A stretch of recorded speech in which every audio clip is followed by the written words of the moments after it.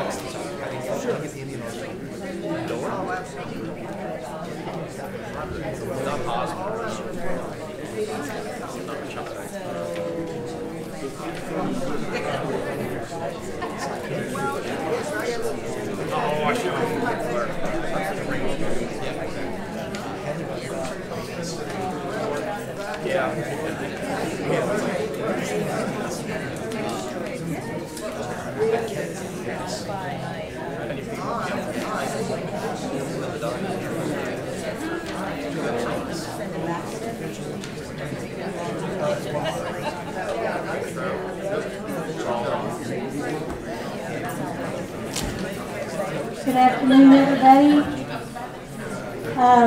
Before the president steps up to start the session, I've got an announcement to make. At the end of the entire presentation, there will be the Q&A part. The first part will be the presentation from the president and the vice presidents, and then there will be a time of question and answer, chat, and we will try to get to those at the very end. So I just want to let you know how that worked. And without further ado, President Nelson.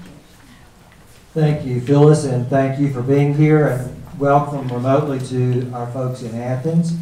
It's a beautiful afternoon, and we're pleased to share some information with you about the ongoing plans for the college. And I'm going to defer this afternoon to the 4 VPs and let them give you an update, and then I'll say a few words in closing about finishing out the semester. So I'm going to start with you. Good afternoon. I'll be kind of brief in my comments, really talking about two things: enrollment management, and then briefly about strategic planning. Good information for our enrollments right now. For the summer, the last couple of weeks, the enrollments, the deposits have picked up tremendously. We are now up 36% compared to this day last year. So point in time, 36%.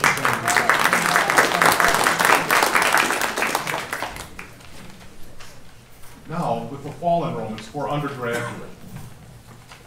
Fall deposits, last I looked, were up 25% time compared to last year. 25% for first-time students. And housing increased by 24%. Right now, point in time, our numbers are looking very solid. Now, with that said, we have to avoid something: summer melt. That's what the industry calls when students who said, yeah, I'll deposit my money, they do, and then they don't show up. So what we try to do is somehow keep in touch with those students over the year. Financial aid does that. The admissions office does that. Housing does that. What's that app, Mark, that you guys use? Please don't snore. Please don't snore. That's how all the students connect with one another and select roommates who don't snore. So also, I know as the interim dean in the School of Education, what I do, as soon as we admit a student who's going to be an education major, I send a letter out to them. And I think the other deans do that as well. And then I share that information with the department chairs who will be receiving those students so they can follow up. But what we need to do over time is continue keeping connections so they just don't slide off our radar, so they don't feel that way either. I also know that the president sends out a letter. Taking a look at this, our growth really is coming out of two areas. Tier 1, the high-performing students, higher GPA, SAT scores, and also out-of-state students. Now, they cost us a little bit more in terms of the scholarship aid we give, but we're getting better quality students in that respect. Our grad numbers are stable. You know that we had a huge influx over these last 4 semesters for the cohorts. That's going to go back to a new norm. We're expecting, Kathleen and Tim, I think about 155 new students we can plan every semester. Now, current student registrations and our retention. Every day, the registrar, Courtney, runs for me a report of the students who are current students who should be registering for fall. Now, this wasn't Monday, the first day for freshmen. We have 34% of the freshmen who have yet to register. That's pretty good. We're actually doing pretty good on that. They usually do this at about midnight. They get online at night and register. Sophomores, we have 27% yet to register. Juniors, 25%. And the weirdest thing for me, 69% of seniors have yet to register. That's where I'm confused. I'm probably a little bit less worried about it, especially talking to the nursing faculty. The nursing students are always waiting last to register. They're coming back. But anyways, soon the retention vortex will be sending a list out to the deans and to the faculty advisors, telling them, this student has yet to register. Do you know why? Can you encourage them to register? But 57% of our students have registered already for next fall. Current students, 57%. Yesterday, same time, 52%. So we increased by 55 students overnight. That was pretty good. Okay, now strategic planning.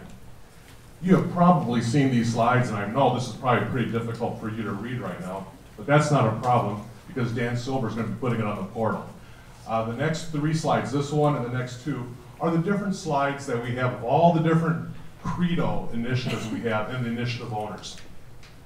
We're not going to spend the time reading those today, but you can find more information about them later by going to the portal. In fact, all the initiative owners that we have listed here, the owner is writing a 1-page brief. The brief will be 3 paragraphs long. First paragraph describing it, second paragraph describing where we are presently with that initiative, and the third paragraph, what are the next few months to come. Simple as that. Those will also be placed on the portal so you can find out more information. By the way, if you are on one of the strategic planning initiatives, any one of the committees, could you raise your hand? And you two in Athens, see you, very good, thank you. That's great. Final slide, Phyllis. This is it, the Ruffalo No 11s. All the credo planning that's going on, and currently we also have different committees for strategic planning. We have hired Ruffalo No 11s. 2 consultants come and been meeting with us. They've already met with us 4 or 5 times for a total of 8 times over a 1.5 year period. The one consultant is helping us put together a strategic enrollment plan. They've done tremendous work for us. The other consultant is helping us work specifically in the admissions office and in financial aid. And we've already changed workflow, communications, and strategies for financial aid leveraging. So a lot of work going on. You can read more about all of these by going to the website, the portal. With that said, I'm going to turn it over to Tom Estes. Thank you.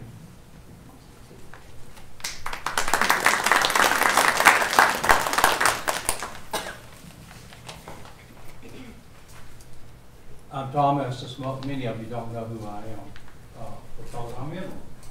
I began my work here on October 1st, and I'll conclude it on April 30th. So I'm a short time.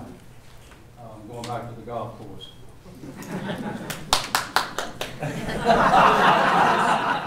Somebody knows me. I'm going to look back at the time I've had here and then look forward to what's coming. So looking back, let me talk first about the police department. Soon after I got here, I concluded that we had some challenges that I wanted to deal with on both campuses. We took a look at the Athens campus, and we've got 2 full-timers, several part-timers. We concluded that we could do it more efficiently and get a better product by outsourcing the police department there. We did that. We dropped a little over $100,000 to the bottom line that we could save.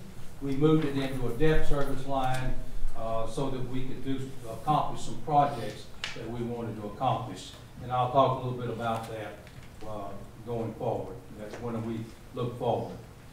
In Demarest, I concluded I wanted a police department I could be proud of. We made some 2 or 3 changes. We brought in a new police chief, Jim Andrews, who was the deputy director of the Department of Highway Safety for the governor, and then we changed out 3 positions in the police department. And personally, I think we're improving every day in that area. In administrative services, I looked around. We had housekeeping, fleet management, and maintenance, all reported directly to the vice president. There was no one to bring them together. In the search for a new police chief, someone surfaced that we felt good about. Had a lot of experience in heavy management, so we brought that person in to pull those areas together and gave this Fred Booker some additional duty. Fred has a master's degree in criminal justice. He's been an Army Ranger, and he's had some really difficult and large management jobs over the years. His last one being he was head of security for the FCC in Washington, D.C. So we brought Fred in and pulled together those 3 areas, and then we arranged for security to report directly to him, added space management, risk management, fleet management, and also made him the Title IX coordinator. We just pulled a lot of things together that needed better management and put them under him. The music building, the final cost is going to be in the $8 to $9 million range. Most of those funds are in-house now. A little bit left to be raised, but the president is a good fundraiser, so he'll get that in the not too distant future. Construction is well underway. We expect to be in that building by January, beginning of the 2nd semester. September 1st now. That's what they're telling me. Okay, September 1st. We'll see. In the budget process, when I got here, in checking into how we do the budget, we were doing it on a bunch of spreadsheets, which is not a very efficient way to do it. It's also prone to a lot of errors. So in checking, we found that Colleague, our software provider, had a module for budgeting. And in fact, it didn't cost very much. I think it was $5,000 or $6,000 of it. It wasn't very much. And so we have purchased that module. We're already beginning to use it a little bit, though this budget that we're going to talk about in a few minutes was basically done on spreadsheets. But beginning next year, that will be a completely electronic process. Quickly, we own a piece of property that a cell tower is located on over near the Habersham school system. It's 1/4 of an acre. We're in the process of selling that for about $288,000, and that money will be used toward the music building. We've added in the bottom floor of the Daniel Hall a Smart Mart. If you haven't seen it, you ought to go down there and look at it. You can buy many products, and it's basically a cashless process. You can't put money on a debit card, or you can use your credit card, and you can, there are all kinds of items from drink items to food items down there. I hope that in time the kids will use it more. We have taken a look at book purchase options Right now, the students purchase their books at the beginning of the semester. It's pretty expensive. Barnes and Nobles came to us with a proposal that would reduce the cost of books. So we said, what are our options? Continue as is, or go to something like they're proposing, which is basically a rental system. We would add $300 to tuition at the beginning of each semester.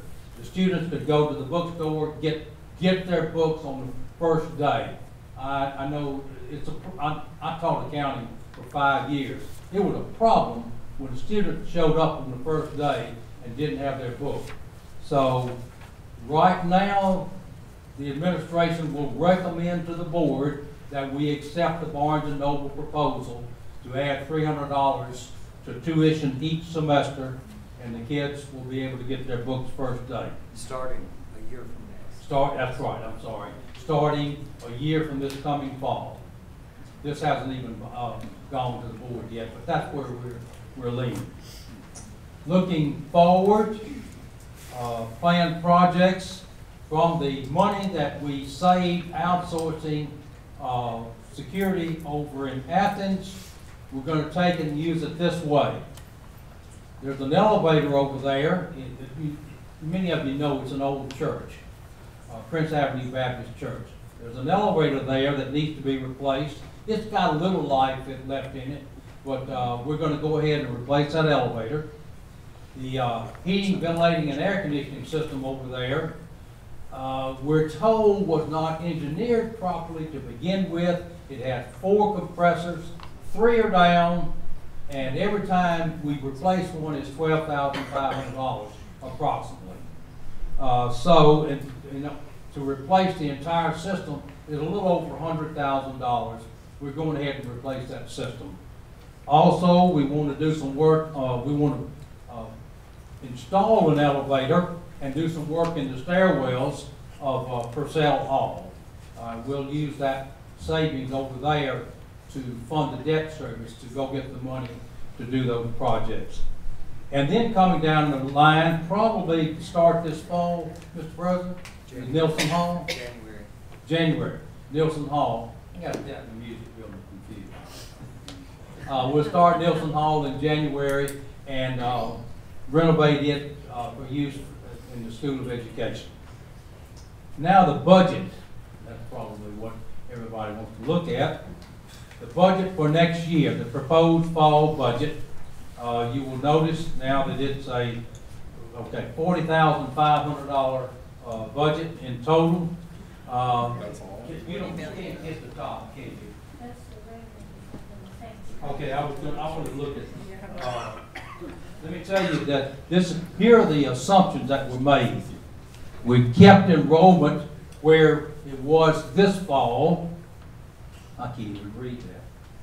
We went up on tuition 3%. We started out thinking we'd go up 6%, but as you take a look at it, you net more at 3% than 6%.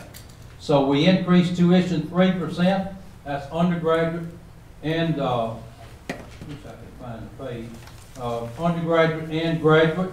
We increased room and board 3.5%. With those assumptions, we've got a $40.5 million total revenue budget, down a little bit from the previous year, primarily because we discovered we had a bad number for student aid.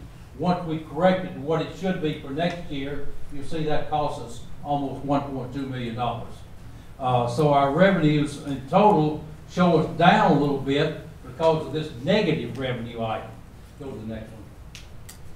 On the expenditure side, $40.5 million. Most items are up except the institutional support is down a little bit. I need to tell you that during the year, and this is normal, you add things during the year that are not in the budget. When we calculated what we had added during the year in salaries and expenses, that was a little over $700,000. Athletic travel is going up $45,000 so that they can just use a bus company We won't have to keep buses that are hard to maintain and tough to get drivers for. We increased the mileage rate for travel to the IRS travel rate, approved travel rate. That costs us $25,000. We've got these contracts with Noel Levitz and Credo. Those added about $100,000. But the big one, health insurance premium, we put another $400,000 in the budget for health insurance premiums. Now, we're going to hold the employee contribution steady, as is. We're going to increase the employer contribution by $400,000, and that's built into these numbers. So that's what the budget will look like next year. Oh, you saw the numbers that Perry gave you on fall enrollment. The president and the board will make a decision this fall about the possibility of a pay increase. Is it okay to say that? But the numbers the numbers look pretty good now for a possibility of a pay increase this fall. Don't take it to the bank yet. With that, I'll turn it over to who's next? Bill. Bill? Are you through? I'm through.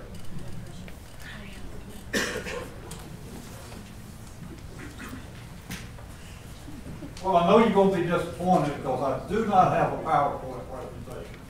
But I do have some good stuff to share with you today. How many of you have never been in the Hobbs house? Hobbs Alumni House.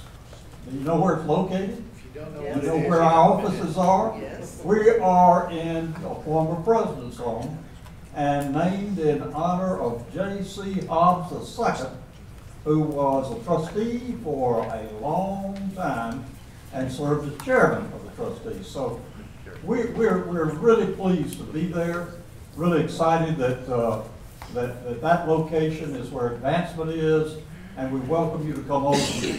Now, I'm the second of the interims, so I'm following Dr. Esther. Actually, I'm a little ahead of him because my last day will be the 26th of this month.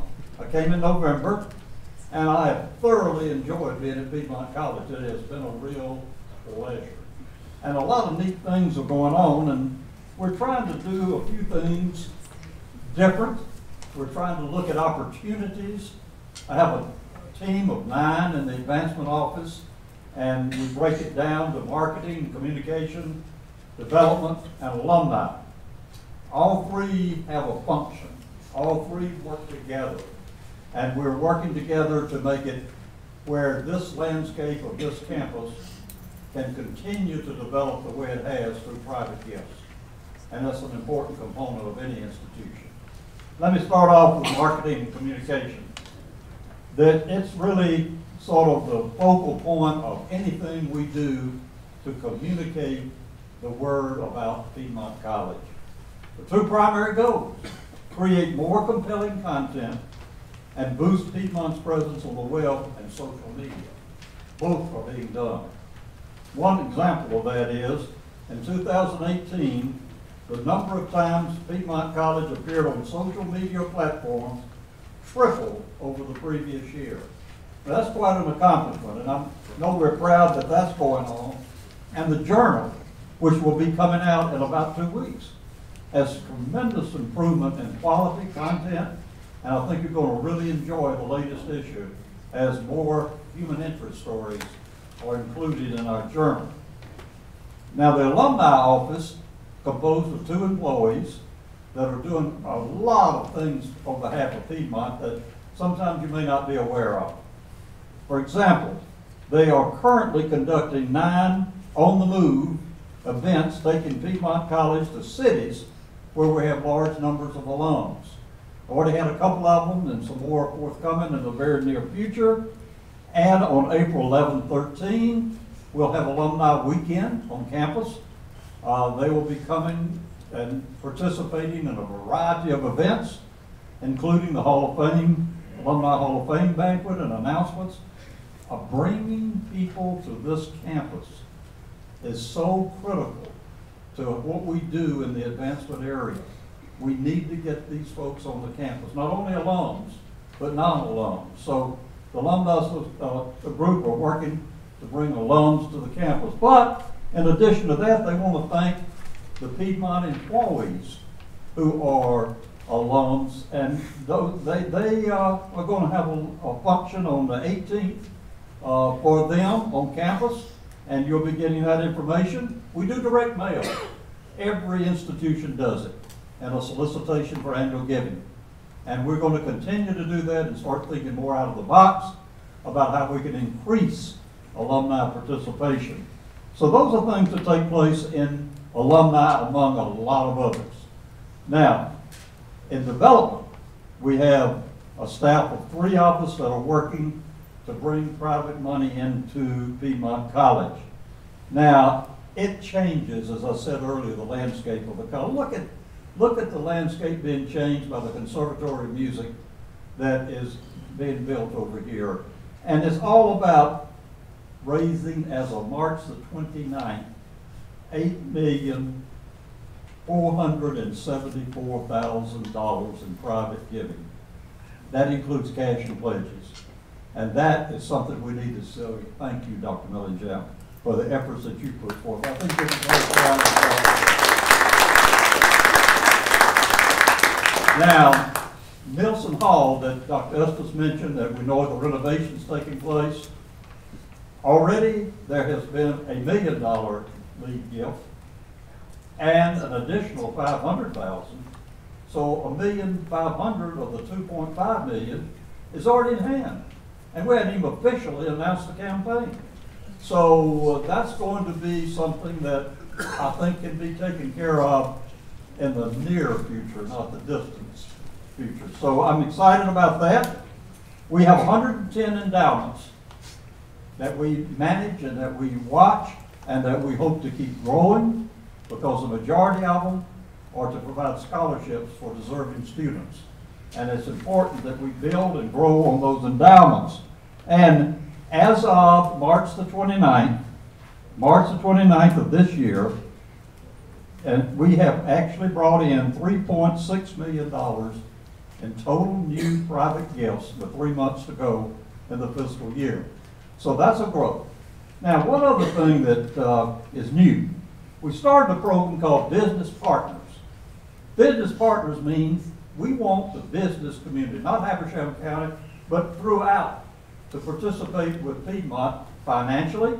And we have a little sticker that we put on the windows and say, thank you, if you're going to become a business partner, we're going to recognize you, but at the same time, you participate financially with us, and it's a partnership. So if you go in a place, you see that on the window, spend some money there, because they are the ones that are showing support to Piedmont College. So that's going to continue. We're going to continue doing that. We're making corporate visits, and I can tell you, I've been in quite a few corporate businesses, corporations lately, and I've been really interested in seeing that the CEO, when's the last time you were on the campus? 7 years ago, one told me. I said, well, that's not going to continue. We're going to get you on the campus. So Dr. Millinger invited the CEO to the campus recently from Scoville Industries right up the street. And they had a wonderful visit. And I guess within 2 weeks, they made a commitment of $25,000 to give back to Piedmont College in support of the Conservatory of Music. So I know the answer to a lot of things we can do. You bring them on the campus. Now, folks, when you bring them on the campus, how are we going to get them around the campus? Well, I have a little idea. So if I leave anything to Piedmont, it's going to be a 6-passenger golf cart. We have secured a 6-passenger golf cart with a private gift. And that little rascal is going to be traveling around the campus. This is a beautiful golf cart. And the key there is beyond us. We're going to make that available for anyone that needs to use it. Admissions, you name it. Transporting people, if you can book it through our office, it'll only cost you $100. No, it's free. It won't cost you anything, and you can use that golf cart. So know that. Now, the last thing I want to say to you, I could say a lot of stuff, but I don't have the time. This is a room full of so much knowledge. You've got the knowledge. You know people. You know prospects. You know alums. You know non-alums. Tell us about it. Let us know about some people that we can begin to cultivate, have a relationship with. So with that cue, I'm asking Mark if he'll start, and Pam, if they'll start handing out a little form to you. This is simply a form that I put together, prospective gift form. Do me a favor, fill out one name. One name. We're not. It's anonymous. It won't be. We won't use your name. We won't say that you put the name there. But we would like to then begin to check these out and build a prospect base way beyond what we have now. So that's my personal request for you to really give some thought. You can do this online, or you can just turn a form in, whichever you prefer. It's very simple. Stick us a name on there. If you know some more information, tell us. If you don't, we'll research it. So in summary, private giving is up.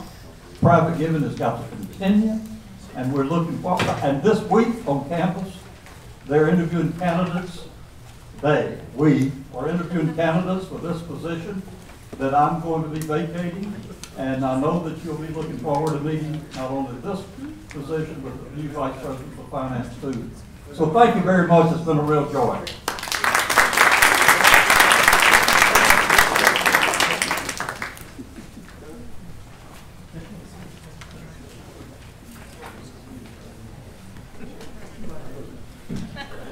All right, well, good afternoon. I'm bringing up the rear here.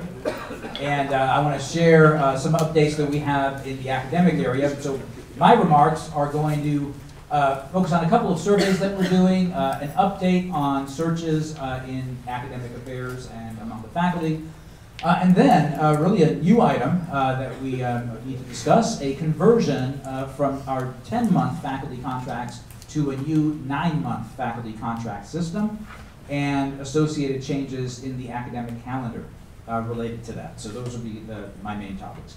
Let me address the surveys first, though. Student satisfaction inventory. This is a survey that's been around for a number of years. It is conducted by one of our strategic initiative partners, actually, Ruffalo Noel Levitz. And we think it's going to give us even better information from students about their level of satisfaction with the college experience here at Piedmont.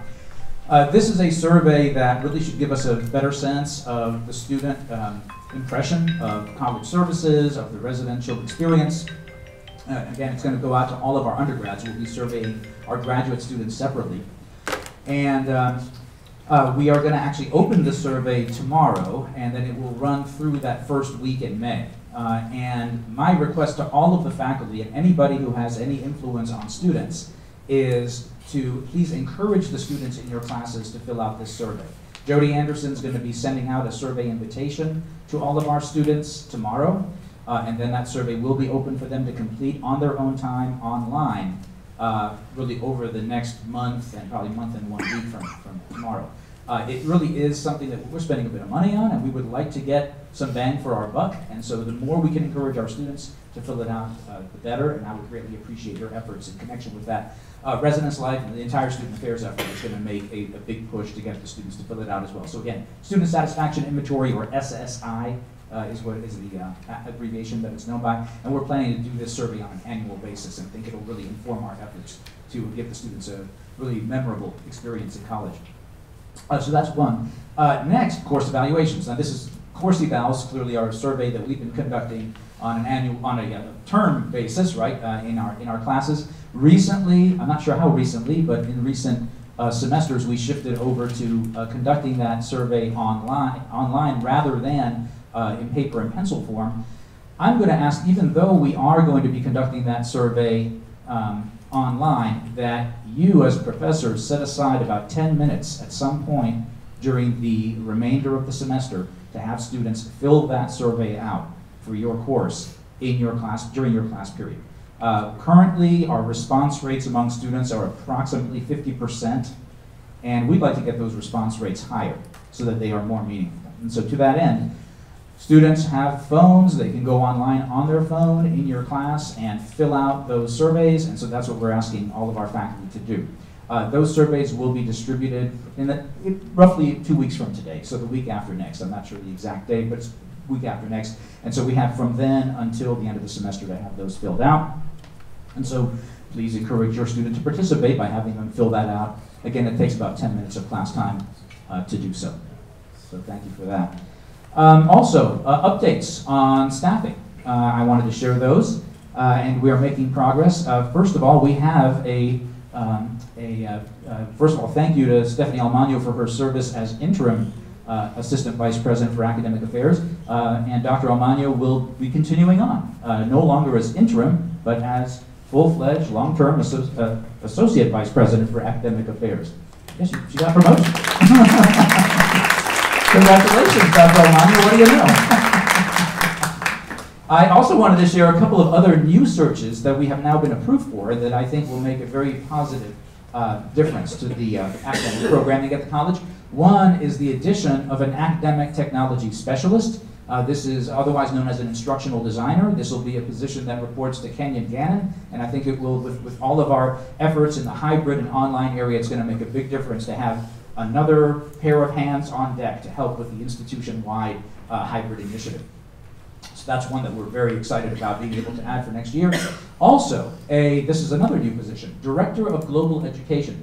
We previously have had brave souls taking on the effort of Maymester and other study abroad programming as one among a multitude of tasks that they would have been responsible for. Most recently, Steve Jacobs, thank you very much for the work you've done in that area. But we now have approved a full-time position as a Director of Global Education, which will take over and be responsible for all of our travel study, including study abroad programming, including, and we need to work on this with the admissions office, but potentially recruitment of international students to the college. So that's something that's going to be within the purview of the Director of Global Education. Again, very excited about that addition to our programming efforts. Faculty searches, an update on that. This is not all the searches, but it's ones that seem to be either complete or in their final stages. In the School of Arts and Sciences, just an update there that we've hired Bruce Willis as a faculty member. What do you know? So this is going to give Bill Nye a run for his money. We've got to just keep the celebrity name effort going here. So he will be a faculty member, a full-time faculty member in Forensic Sciences. In mathematics, Dr. Francis Adams will be joining us, and we are, I think, in the end stages of our effort to hire a new faculty member in the area of art graphic design. In the School of Nursing and Health Sciences. In the health sciences area, we're very pleased that Dr. LaShonda Brumfield is going to be joining us in the fall, and that search is successfully completed. In the School of Education, we have ongoing, and I think nearing the end of that search, the position of the Dean of the School of Education, and I'm hopeful that we will be bringing that search to a successful conclusion very soon.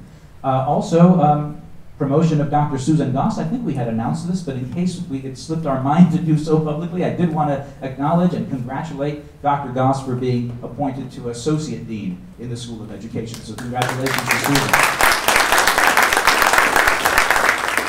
And other vacancies certainly will continue to be advertised, the ones that we have approved.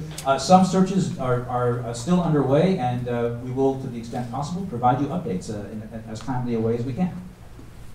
Okay, but now here's the big new item, which is our conversion to 9-month contracts for faculty who are currently on the 10-month contract system.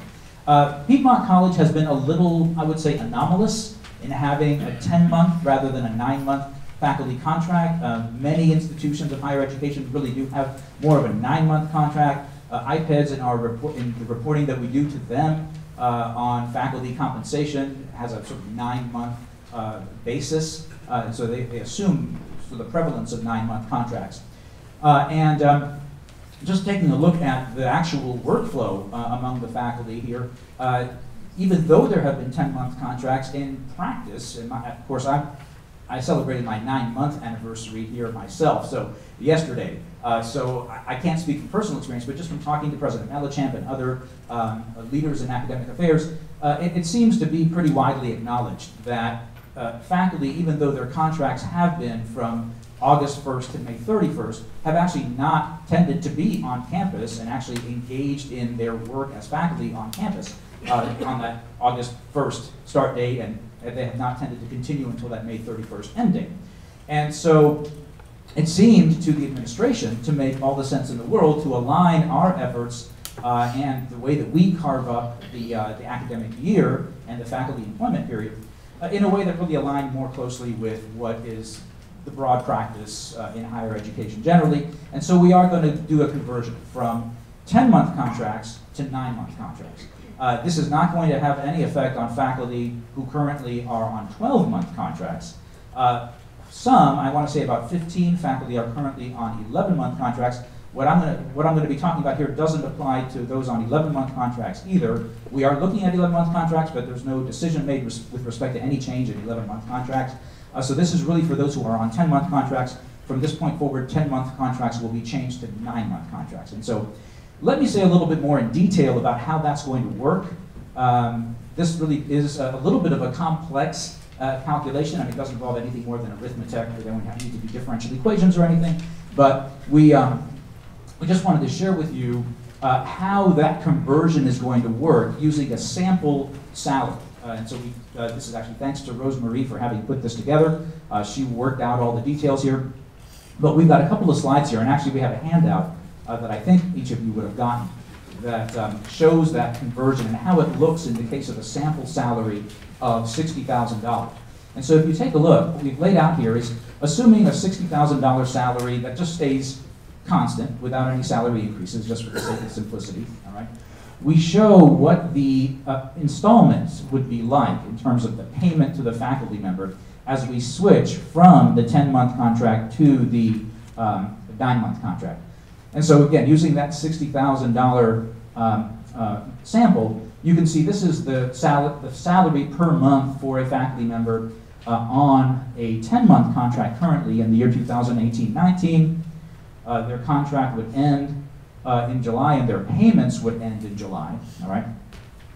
If no adjustments were made in the transition to the 9-month contract to make up for the fact that there's a gap month, right, between the end of this contract, or not quite a gap month, but a gap half month between the end of this contract and the beginning of the next, we would have had only half of the pay to that faculty member taking place in the month of August.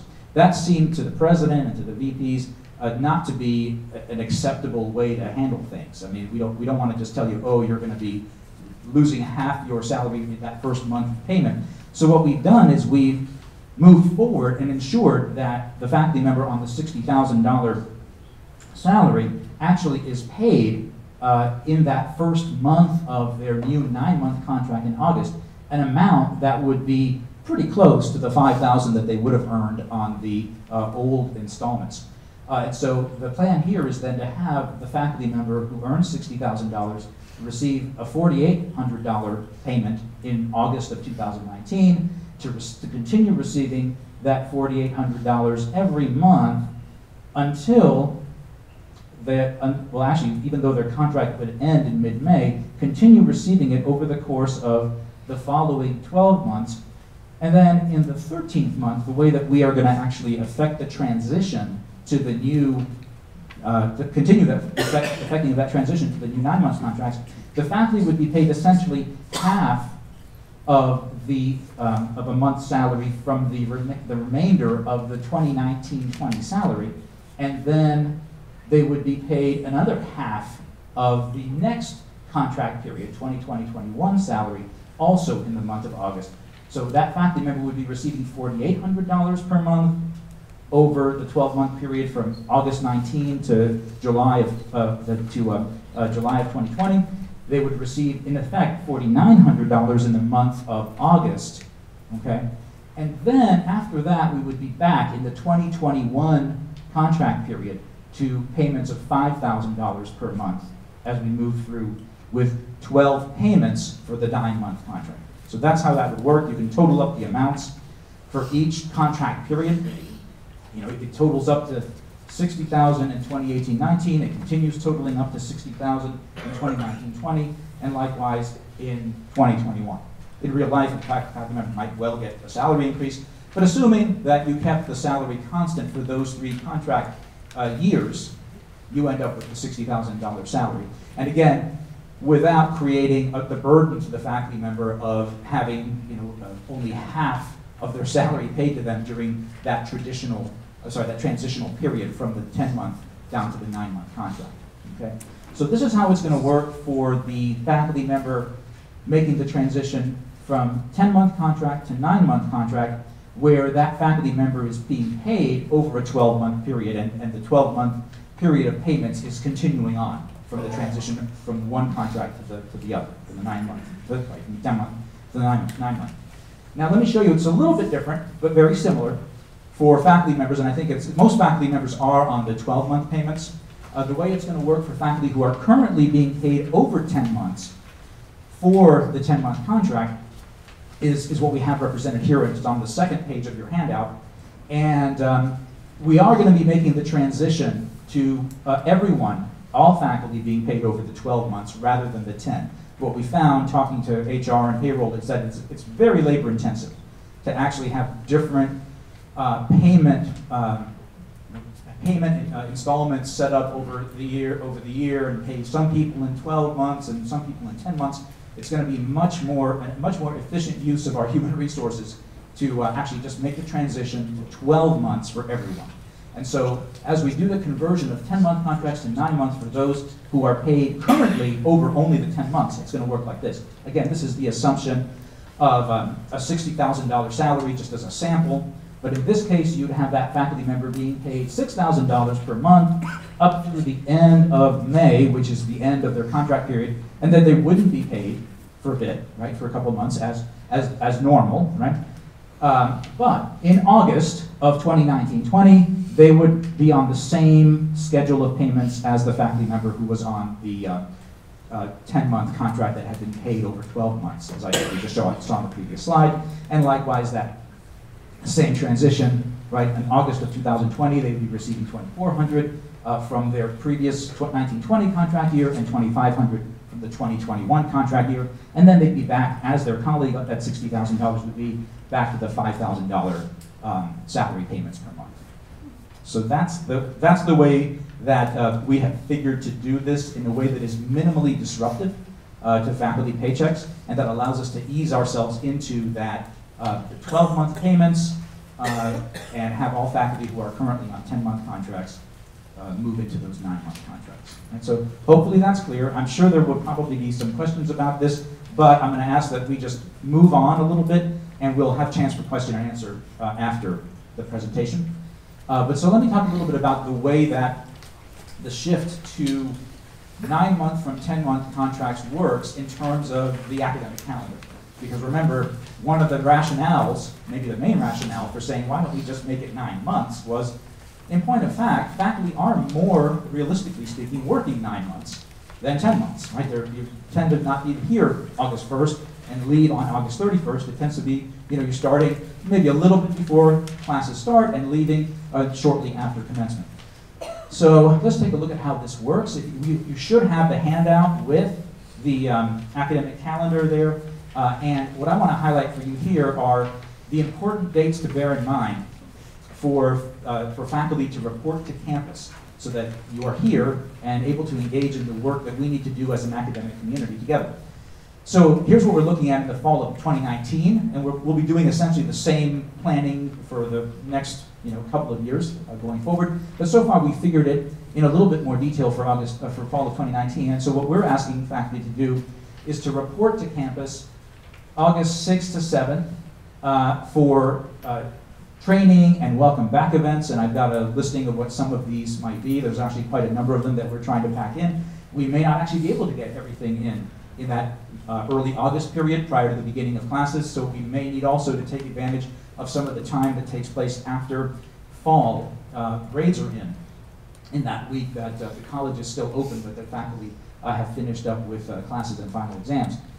But here are some breaks in the academic calendar during which time, in the past, we have actually not said faculty were not supposed to report or were not expected to report. Faculty might or might not have been. I think it was left a little vague. What we're now saying is during that October 14th to 15th fall break, that is a break officially for faculty, and you are not expected to be on campus. You are free. You're essentially on vacation. Okay. November 27th to 30th, likewise, the Thanksgiving holidays, faculty do not report. December 16th to 20th, we would expect faculty to be available. This is the week following commencement, December 16th to 20th. As I said, we have numerous training and other sorts of events that we may need a number of faculty to be present for. Then, of course, we would have our campus closed during the traditional winter holidays, December 23rd to January 1st. Just as an example of the sorts of things, and actually, I don't think we even were able to get it all on one slide, but here are some examples of the sorts of training that we've had conversations about among the administration, the deans, with HR, about some of the things that we believe it is important for either all faculty or at least designated faculty with pronounced administrative responsibilities to be trained on. So these are examples of some of those. And again, Title IX, FERPA, Accessibility 101. We actually just had a meeting this morning about the degree to which we need to make our campus, with our physical facilities and our learning environments, whether they're face-to-face or online, truly accessible for students with disabilities. And we've got quite a ways to go. We've also got quite a ways to go in terms of training faculty to be up to date on what those needs really are and what we as an institution are required to comply with legally. So anyway, these are examples of some of the topics that we envision using those days before the beginning of school to get ourselves up to speed on prior to the beginning of the actual semester. For spring semester, similar deal. We would have faculty reporting to campus January 2nd. The campus is closed January 20th. This coming year, that would be Martin Luther King Jr. Day. March 9th to 13th would be spring break. Faculty do not report. This year, I think we did schedule some academic events during that week because we had not said that faculty would not be expected to report. Now we're saying, okay, given that faculty seem to be voting with their feet and not being here a lot, we're just going to cave on that one and say, okay, you're off for spring break just like the students are, right? So you're not expected to be here. April 10th to 11th, also that would be, I guess that's Good Friday, I think, yeah. And then what we are going to ask you to do is to be available for a few days after commencement, because we again have a number of items that we need to handle in those few days, and that, not quite a week after, well actually I guess it is a week, yeah, May 11th to 15th, after commencement. Certainly we need to deal with grades. We have SACS reporting to do. We have, this is one that I think is certainly become more and more prominent over in recent years, gen ed and program assessments and other programmatic needs. So we want to have at least those days available to us and not have folks just scatter, because then actually we just have not completed all the work that we needed to do at the end of the semester. So I think it's true to say that the primary work of a faculty member is teaching your courses, but in this day and age, there are all sorts of other things that we as an academic community need to join together to work on. All right, so that's really behind behind all of these changes. But if you actually count up the number of days and weeks that we will ask you to be on campus working on your courses, it does come out being roughly 9 months, much closer to 9 months than to 10 in any case. And so I think that justifies the shift, and it's one that we've seen most institutions, in fact, practice. They do the 9 month rather than the 10 month contract. And so we made that effort to make the academic calendar match that. And I think that is probably it for me at the moment. So I think I'll turn things back over to President Malachan for his closing remarks. Thank you, Dan. And there will be time for questions when I finish, and I've got just a very few remarks to make. No, this is not the result of Dancing with the Stars. This back brace is the result of too much personal training with a young personal trainer who maybe overestimated the capabilities of somebody my age. But it's on the mend. We're finishing up a great year. I'm really pleased with where we are. And I would be remiss if I didn't acknowledge the wonderful assistance this year of two very special people, Tom Estes, Bill Pace. Thank you so very much.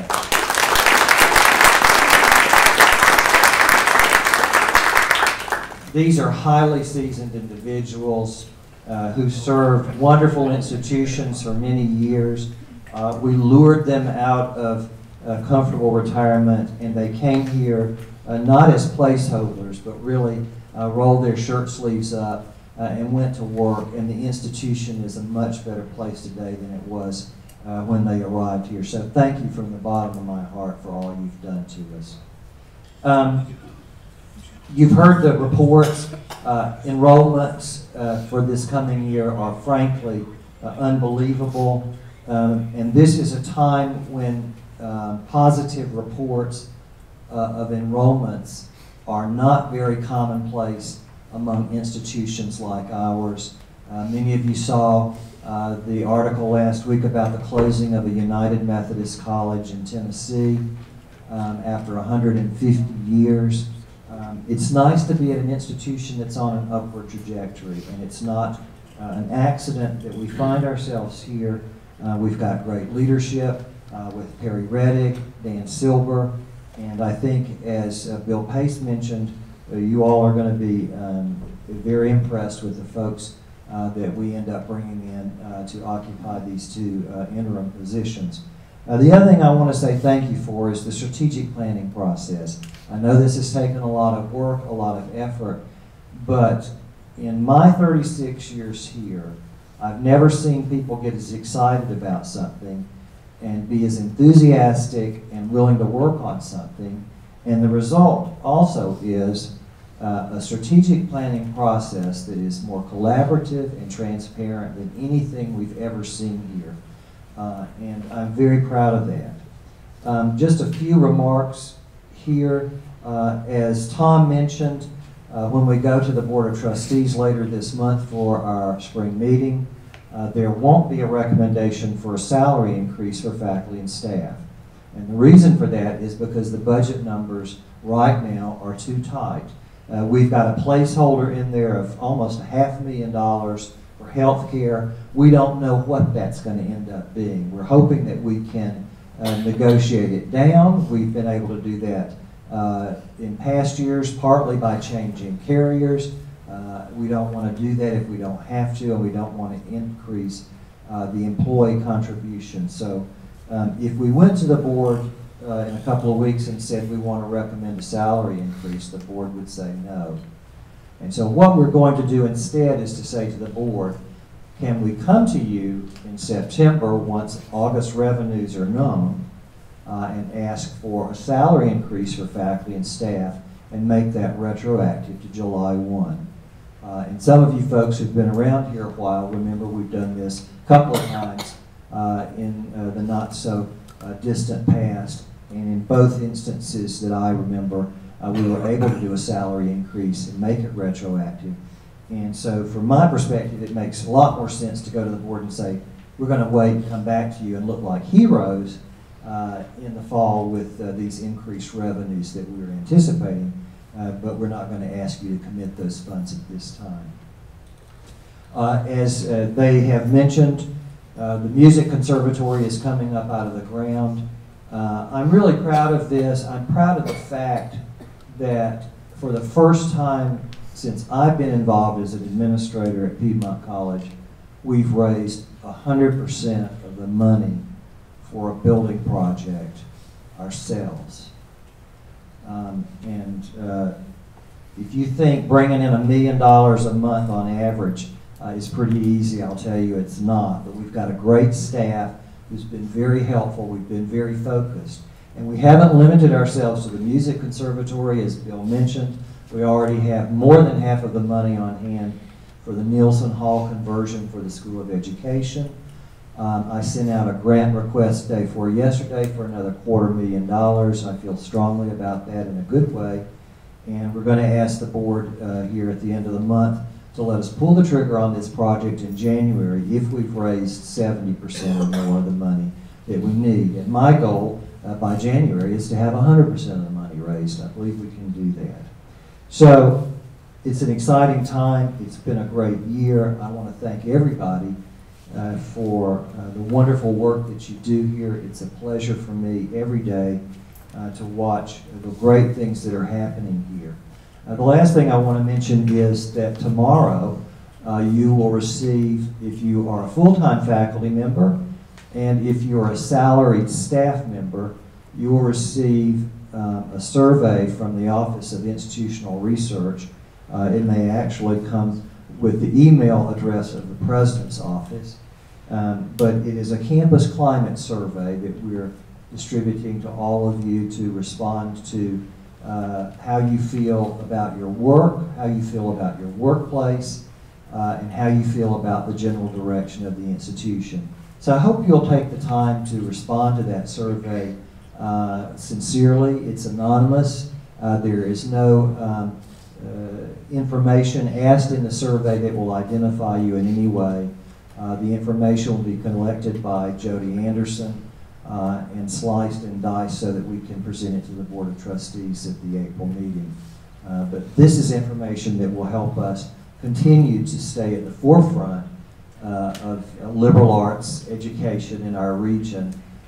We can't be complacent. You've heard me say this repeatedly, but complacency is a terminal illness, and we are not going to be accused of complacency as long as we're firing on all cylinders like we've been doing.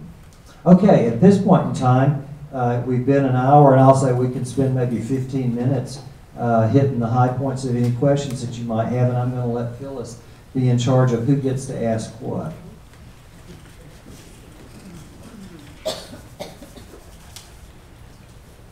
Any takers? Any questions?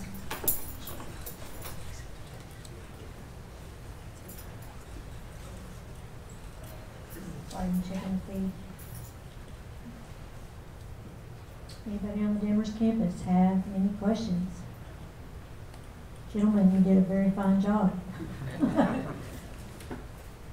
All right, if no questions, Chris is going to be contacting the Athens campus. Athens campus, get ready.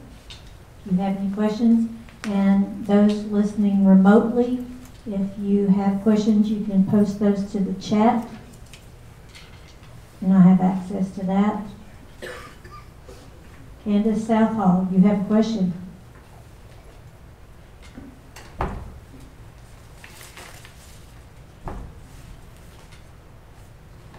I guess I'm waiting for her to type it out.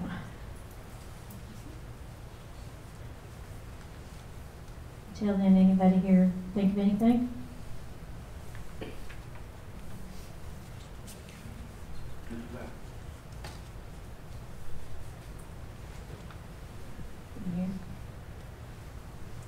Okay. Hello. Question? Question, go ahead.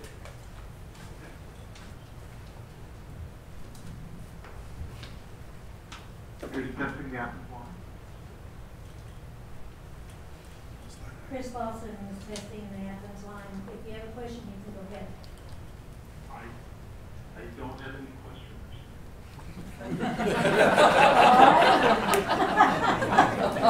All right. I have a question on the feed. It says, I don't understand the 10-month contract conversion. It looks like we get 200 less each month. That is correct. Yes, but it still The- totals the bottom- the same salary. Here. Use the mic. Yeah, it does look like that. Part of that is, well, the reason for that is that we, in effect, we have a gap month that we've got to make up for somehow. I mean, that is, if we didn't make any changes, a faculty member on that $60,000 salary would end up getting paid their final paycheck, if they were on the 12-month installments, they'd end up getting paid their final paycheck at the end of July 25th. Then, the month of August, they'd only start part of the way through, and they would only be getting paid about $2,400, all right, for that half month. And they would have to then wait to make that amount up because they wouldn't have really started their contract on August 1st until later on. What we're trying to do is to move funds forward and pay faculty in effect in advance so that they barely feel, I mean, I realize $200 is not nothing on that $60,000 salary, but so that they at least minimally feel the switchover. And so that in effect, they're paid very close to the $5,000 that they would have been paid had there not been a transition and had there not been that gap between contracts, right? And so that's what we're trying to make up for. So that if you total up how much they're actually getting paid, we're forwarding that amount earlier, which means it's got to come from somewhere. So you're going to end up with about that $200 less per month. But by the time you get to the end of the contract period, which is August, well, it's actually mid-August to mid-May, but then from the months of August, in terms of the payments, from August to the end of July, you'll have caught back up again. You'll be at that $60,000. That's going to be a transitional year. By the time we get to the year after next, we then switch back over. We're able to get caught up again, and we're able to pay that $60,000 salary back at $5,000 per month. So it's a transitional year that, in effect, is caused by the fact that we end up losing a month of the contract, and so we've got to or 2 months actually. Well, it's really 2 weeks, I guess, yeah, because it would be mid-August, not August. But in any case, you get 2 weeks, so that's why we're trying to make up for that missing amount, right? There's that gap. We're trying to make up for that gap. We've got to move funding forward in order to do that. Otherwise, if we didn't make any adjustments, you would end up with only that August, mid-August to the end of August time frame of your contract for which you would have been compensated by, at the end of the month of August. And that would have been considerably less than $4,800. It would have been more like the $2,400, actually, at the $60,000 salary. So we're trying to prevent that. There is a little bit of you feel the decrease a little bit because of the transition, but not nearly as much as you would have if we hadn't taken care of moving forward the funds so that you could be paid at least close to the $5,000. And if the board is able to approve the salary increase, you probably won't notice the $200. And if you have specific questions, of course, I'm sure that you can direct those to Rosemarie, to the HR office.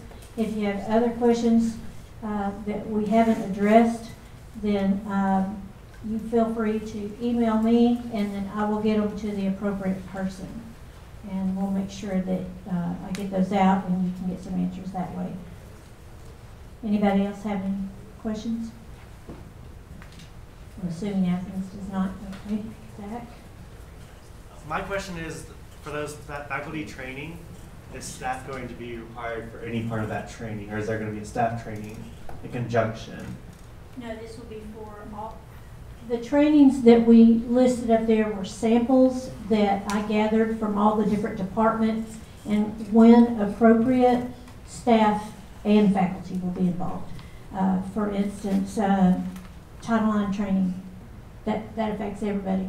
So I hope we'll be included for that. But for those things that are specific to faculty, of course, it would just be faculty. Good question.